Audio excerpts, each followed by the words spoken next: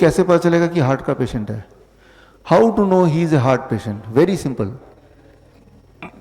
जब आप चलते हैं थकान महसूस करते हैं, जब आप चलते हैं तो एंजाइना पेन होता है यहाँ पे, जब आप सामान उठाते हैं सीढ़ियों पे चढ़ते हैं तो आपको फिर पेन होता है, ठीक है ना, अनईजीनेस लगता है, यानी कि आपकी हार्ट उतना साथ नहीं दे रही है।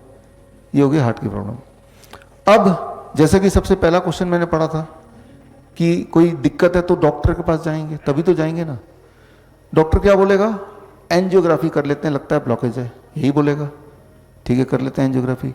एंजियोग्राफी क्या होता है? अब देखिए, ये आपका ब्लड वेसल है, ब्लड का पाइप है, और एक तार लेके यहाँ से तार डॉक्टर लेगा, वो आपके ब्लड वेसल के अंदर ऐसे डालेगा। वो तार ब्लड वेसल घूमता घूमता घूमता घूमता यहाँ तक पहुँचेगा। फिर वो फोटो खींच के देखेंगे कहाँ ब्लॉकेज है, कितना ब्लॉकेज है, 80% ब्लॉकेज, 90% ब्लॉकेज, 100% ब्लॉकेज, ऐसा बताएगा। लेकिन जब तार पूरे बॉडी में जाएगा तो ये तार आपके ब्लड वेसल के अंदर एक पार्ट को चीरता हुआ, चोट पहुंचाता हुआ, तोड़ता फोड़ता हुआ जाएगा। और अंदर ब्लड वेसल जा रहा है तो कहीं कहीं छोटे छोटे ब्लॉकेज है, उसको भी तोड़ता हुआ जाएगा। आपके ब्लड वेसल में कहीं कहीं छोटे छोटे ब्लॉकेज होंगे ही, लेकिन वो तार जब जाएगा तो उन ब्लॉकेज को तोड़ता हुआ जाएगा। जो कि ब्लॉकेज वहाँ चिपका हुआ था वो निकल जाएगा। निकल के कहाँ गिरेगा? ब्लड वेसल के अंदर ही घूमेगा ना, सर्कुलेशन में। जब ब्लड वेसल में घूमेगा तो कहीं भी जाके अटक जाएगा। ब्रेन में अटकेगा तो ब्रेन स्ट्रोक हो जाएगा, किडनी में अटकेगा तो किडनी फेलियर हो जाएगा, पैर में अटकेगा तो गैंग्रीन हो जाएगी, है ना। तो मैं ये बोलना चाह रहा हूँ कि एंजियोग्राम कराने से ब्रेन स्ट्रोक का खतरा बढ़ जाता है, किडनी फेलियर का खतरा बढ़ जाता है, गैंग्रीन का खतरा बढ़ जाता है। इसीलिए एंजियोग्राम मत कराओ, कराना नहीं। और एंजियोग्राम जब भी कराएंगे उसके बाद अगला सेंटेंस डॉक्टर बोलेगा एंजियोप्लास्टी करा लो। पहले नहीं बताएगा, बोलेगा अभी एंजियोप्लास्टी कर देते हैं, और घबराए हुए रहते हैं तो आप भी एंजियोप्लास्टी, क्योंकि वो 90% ब्लॉकेज आ गया। तो करना क्या होगा? ये बात समझना होगा कि जब भी आपके बॉडी में ब्लॉकेज बनता है तो ब्लड का सप्लाई वहां पे रुकने लगता है। सप्लाई रुक जाएगा तो क्या होगा? जो सेल्स हैं जिनको वो ब्लड मिलने वाला था, दे विल स्टार्ट डाइंग। वो हार्ट के सेल अगर मरेंगे तो उसे हार्ट अटैक बोलेंगे, किडनी के सेल मरेंगे तो किडनी फेलियर बोलेंगे, राइट। इस तरह से अलग अलग बीमारियां बनती हैं कारण से में कि वहां पे सप्लाई नहीं पहुंच पा रही है। लेकिन बहुत ही इंटरेस्टिंग बात, जिस प्रकार आपके कार में एक 5वीं व्हील होती है, स्टेपनी, और कभी अगर एक पहिया पंचर हो जाता तो आप क्या करते हैं? वो 5वां वाले को फिट कर देते हैं ताकि गाड़ी आगे बढ़ जाए।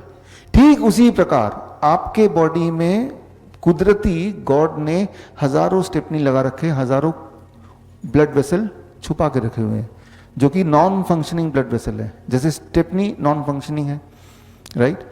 तो लेकिन जब भी कभी किसी की ब्लॉकेज होती है तो बॉडी क्या करता है?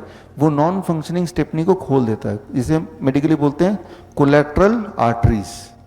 कोलेट्रल आर्टरी खुल जाएगा तो जो ब्लॉकेज जहां पे, वो ब्लॉकेज वहीं रहेगा, लेकिन ब्लड नए वाले आर्टरी से वहां पहुंच जाएगा।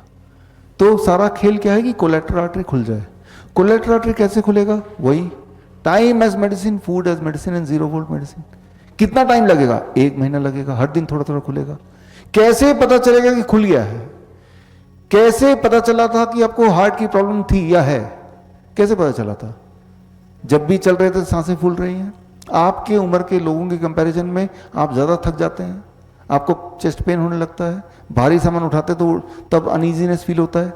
1 महीने बाद आप देखेंगे वो सब गायब हो गया। इसका मतलब यह है कि बॉडी ने नया कोलेट्रल आर्टरी खोल दिया है ना। अब जो कोलेट्रल आर्टरीज हैं वो सिर्फ हार्ट में नहीं है, वो किडनी में भी है, लंग में भी है, हर ऑर्गन में है। लेकिन जब आप ये तीनों मेडिसिन लेंगे जो आप ले रहे हैं, time as medicine, food as medicine, 0 volt, तो पूरे बॉडी के कोलेट्रल आर्टरीज साथ साथ ही खुलते जा रहे हैं। तो इस तरह से जो कोलेट्रल आर्टरीज एंजियोग्राम करते वक्त दिखते भी हैं, लेकिन डॉक्टर नहीं बताएगा कि आपका कोलेट्रल आर्टरी खुला हुआ है। डॉक्टर ये बताएगा कि आपके तो तीनों आर्टरी ब्लॉक्ड हैं। अगर तीनों आर्टरी 100% ब्लॉक्ड हैं तो इंसान जिंदा कैसे है? अक्सर आप देखेंगे कि ऐसे लोग मिल जाएंगे जिनको डॉक्टर ने बोला है कि आपके तीनों मेन आर्टरीज बंद हो गए 100%, लेकिन वो तो जिंदा है, क्योंकि उसके बॉडी ने कोलेट्रल आर्टरी को खोल दिया है। इसीलिए जब किसी को हार्ट अटैक होता है वो मरता नहीं है अक्सर। क्यों नहीं मरता है? क्योंकि बॉडी ने नए आर्टरी खोल दिए हैं, इसलिए इसे कहते हैं कोलेट्रल आर्टरीज। तो कोलेट्रल आर्टरी को पहले ही खोल दो। कैसे खोलना है? वही 3 medicine, time, food and 0 volt. Collateral artery खुल गए।